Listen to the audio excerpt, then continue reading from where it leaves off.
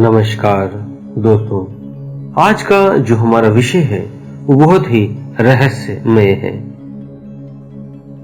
जिसमें हम आपको आज परमात्मा से कैसे मिले, प्रकृति का रहस्य क्या है, इस परमात्मा का रहस्य क्या है, अध्यात्म का क्या रहस्य है और इस शरीर का क्या रहस्य है और इस आत्मा का क्या रहस्य है। इन सभी रहस्यों को इस एक वीडियो में आपको खोलकर बताएंगे, तो आप वीडियो के अंत तक बने रहें ताकि आप इन सभी रहस्यों को एक ही वीडियो में जान पाएं। तो आप सभी का हम स्वागत करते हैं अपने चैनल में आत्मा से परमात्मा का सफर। दोस्तों, परमात्मा से कैसे मिलते, कैसे मिले इस परमात्मा को, उसके लिए एक हम दो शब्दों का प्रयोग करेंगे जिससे आपको आत्मा और परमात्मा का सारा भेद खुल जाएगा। पहले तो जान लें, उस परमात्मा को प्राप्त करने के लिए जो दो शब्द हैं वो है ज्ञान और ध्यान। इन दोनों शब्दों से ही परमात्मा मिल जाएगा।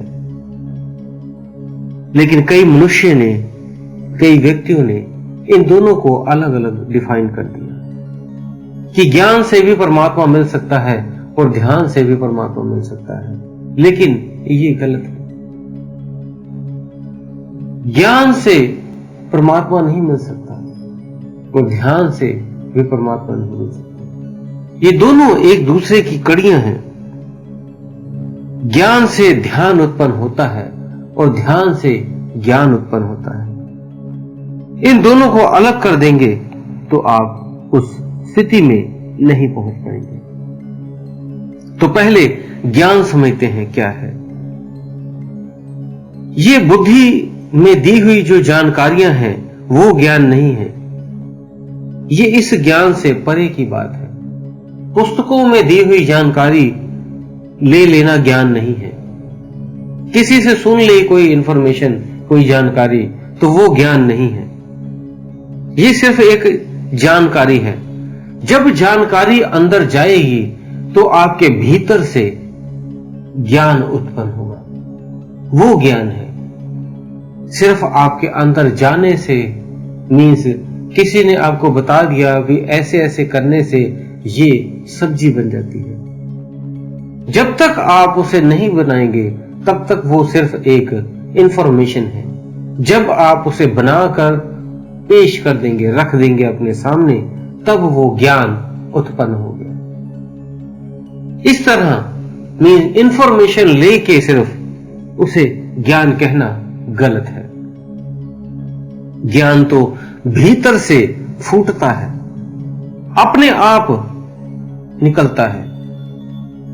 ज्ञान हर छोटे से छोटे बच्चे को, चाहे वो एक दिन का जन्मा है, चाहे वो मनुष्य का बच्चा है, चाहे वो किसी जानवर का बच्चा है, पहले दिन से ही उसे पता होता है कि मैंने मां का दूध कैसे पीना है या मैंने खाना या दाना कैसे खाना है। ये पहले ही उसे ज्ञान है, भीतर ज्ञान पड़ा हुआ है, बस फूटने की जरूरत है। और ये ज्ञान आज का नहीं, कई जन्मों का आपके साथ बंधा हुआ है, जिसे हम आत्मा के साथ जो चेतना होती है, जिसे सूक्ष्म शरीर कह देते हैं, जिसे प्राण शरीर कह देते हैं, ये आत्मा के साथ हमेशा रहता है। ये चेतना में ही सारा जितने भी आपके कर्म हैं, किसी भी जन्म काल के, सारे उसमें सेव हैं। तो इसलिए जब आपके पुराने कर्म, अच्छे कर्म, पुण्य कर्म, भक्ति भाव के, ध्यान के कर्म जब इकट्ठे हो जाते हैं तो किसी एक जन्म में मनुष्य रूप में वो ज्ञान फट जाता है। जब वो ज्ञान फूटता है तब आप इस अपने चेतन शरीर, जो कि आत्मा है और चेतन शरीर आपका टूटता है।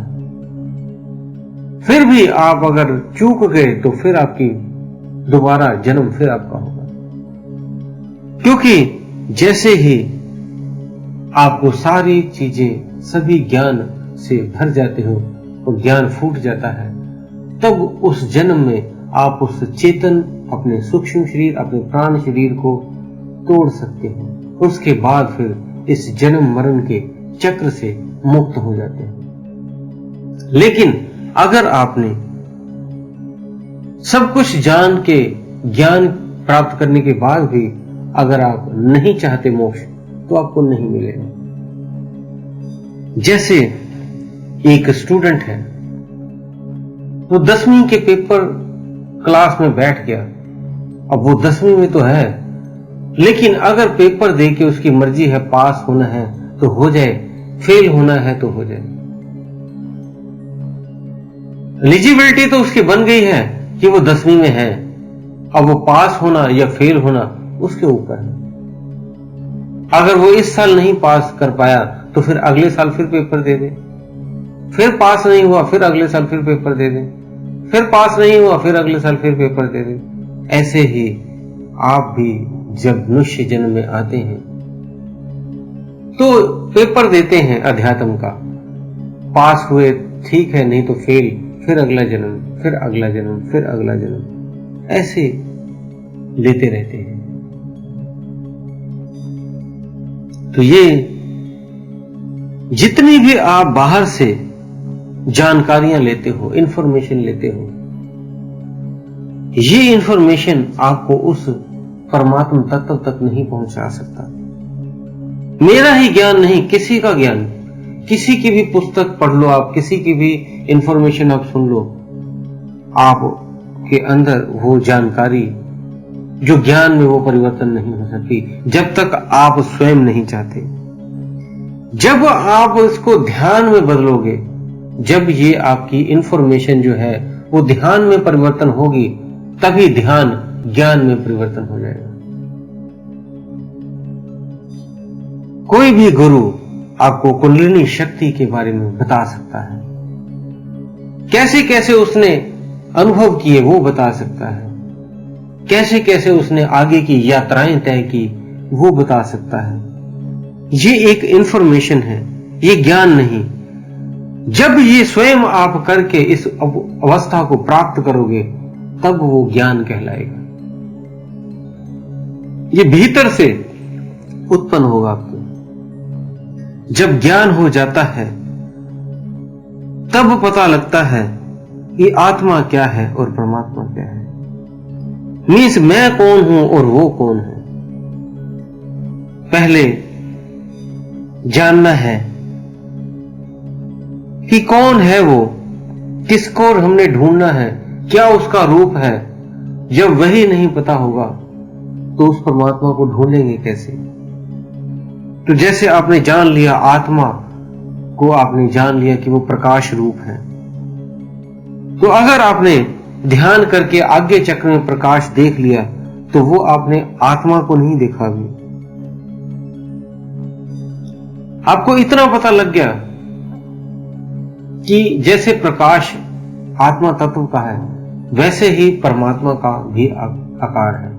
क्योंकि जैसे एक चिड़िया का बच्चा छोटा चिड़िया होगा, तो ऐसे आप भी एक बड़े ऊर्जा के एक छोटे ऊर्जा का रूप होंगे। ये तो नहीं कि चिड़िया ने हाथी का बच्चा दे दिया या चिड़िया ने कुत्ते का बच्चा दे दिया, ऐसा नहीं हो सकता। ऐसे ही जो परमात्मा है उसका जो रूप है वही रूप हमारा है। तो पहले स्वयं को जानो, उस ऊर्जा को आप जानो। सिर्फ इस ऊर्जा को आप आगे चक्र पे देख के भी ये नहीं कह सकते कि मैंने आत्मा को प्राप्त कर लिया। इसके लिए आपको ध्यान करना होगा। अब ध्यान क्या है? अपने भीतर उतर जाना। अपने भीतर जब आप उतरोगे तब आप इस आत्म तत्व को जान पाओगे। लेकिन फिर भी कई लोगों ने कई धारणाएं बना ली हैं कि परमात्मा का एक रूप है। उन्होंने एक धनुष पकड़ा और उसे बाल बड़े बड़े और उसे राम नाम दे दिया। और जटाएं खुली हैं तो उसे कृष्ण का नाम दिया। मुरली पकड़ ली और मुकुट लगा लिया तो कृष्ण का नाम दिया। शेर पे बिठा दिया एक माता को तो उसे आदि शक्ति का नाम दिया। तो ये जो जितने भी आपने रूप बना लिए हैं, ये भ्रम है, झूठ है। ये परमात्मा आप इन्हें नहीं कह सकते। आपने तो इन ग्रहों को, जो जितने भी सूर्य हैं, चंद्रमा है, तारे हैं, इनको भी भगवान बना दिया और कई पेड़ों को भी भगवान बना दिया कि इस पेड़ में ये भगवान है, इस पेड़ में ये भगवान है। आपने परमात्मा का के रूप को ही बदल के रख दिया। जैसे मैंने पहले उदाहरण दी, जैसे आप हो वैसे ही आपका परमात्मा होगा। इसीलिए ये नहीं कि आप का परमात्मा पेड़ हो जाएगा। आपका जन्म क्या पेड़ से हुआ है? आपका जन्म क्या सूरज से हुआ है कि आप सूरज के बच्चे हो? तो ये एक झूठ भ्रम फैल गया है। आप अगर एक आत्मा हो, एक प्रकाश हो, तो आपका परमात्मा भी प्रकाश होगा।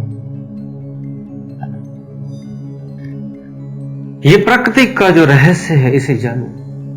ये ब्रह्म का रहस्य है, ये आध्यात्मिक की रहस्यता है, ये शरीर का रहस्य है, ये इस आत्मा का रहस्य है। जब ये इंफॉर्मेशन आपको मिल जाएगी, फिर ज्ञान का उदय होगा, फिर ये अंधेरा छट जाएगा, अंधेरा नहीं रहेगा। और फिर जब ये ज्ञान की आंधी चलती है, तो इस शरीर, जो माया रूपी शरीर है, ये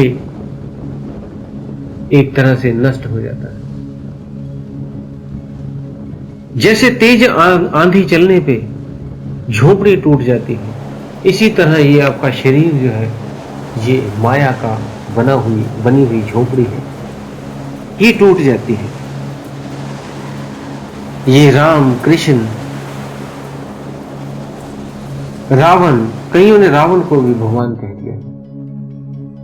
तो ये सब माया है, ये सब खत्म हो जाएंगे, क्योंकि एक दिन ये सब नष्ट हो जाएगा। जो भी आप देख रहे हो, ये सारे 5 तत्वों से बने हुए हैं। जल, अग्नि, वायु, आकाश, ये सारे जो 5 तत्व हैं, इनसे ही ये ब्रह्मांड की रचना हुई है।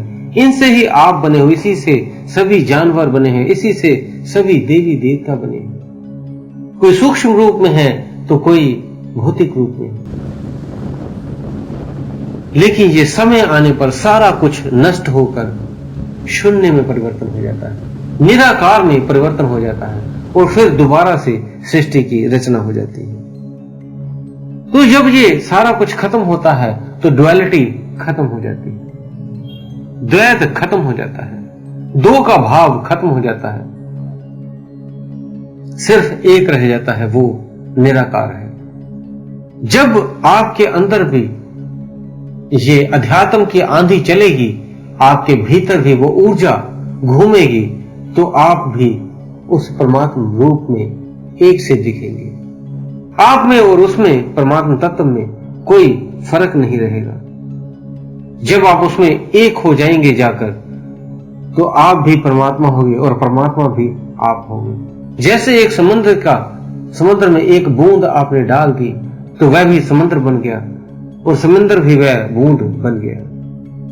इसी तरह इस द्वैत भाव को, इस डुअलिटी को, द्वितीय रूप को खत्म करो। ये द्वितीय रूप आपका, आपके दिमाग और आपका जो हार्ट है, दिल है, वो बनाता है। दिमाग कुछ और सोचता है और दिल कुछ और सोचता है, जिससे ये डुअलिटी का रूप उत्पन्न हो जाता है। लेकिन जब आप ध्यान करते हो, तो एक दिन ऐसी घटना घटती है, जिस दिन ये सब माया का रूप जो है, वो आपके सामने टूट जाता है। और जिस दिन वो माया का रूप टूटेगा, आप और परमात्मा एक हो जाओगे, अपने आप को एक देखोगे। इसीलिए आपको ध्यान जो है वो ज्ञान की तरफ ले जाता है और ज्ञान जो है वो ध्यान की तरफ ले जाता है। और जब आपकी ऊर्जा ध्यान में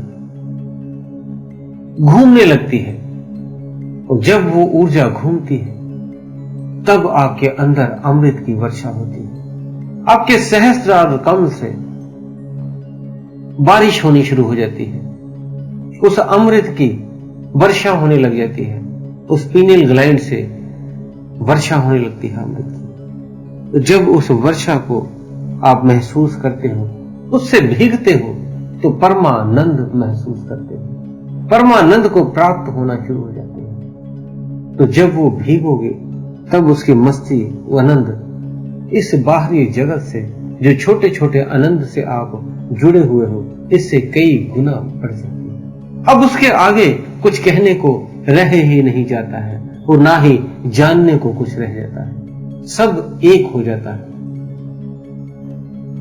तो उम्मीद है दोस्तों दी हुई जानकारी से आप संतुष्ट होंगे, आप भी अपनी इंफॉर्मेशन को ज्ञान में बदलेंगे, ये हमें आशा है।